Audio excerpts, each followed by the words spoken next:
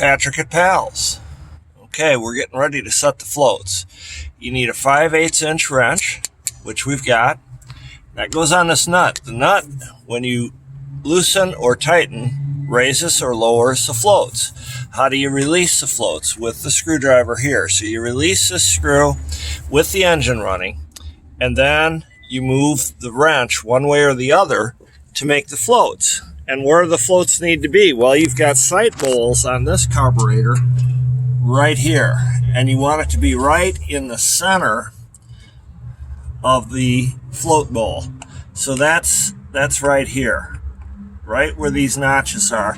That's where you want your fuel to be when you set the floats. Now, some carburetors have a screw in there, a plug, and you take that plug out, and on those carburetors you want the fuel to just dribble out right here at the base of the carburetor at idle.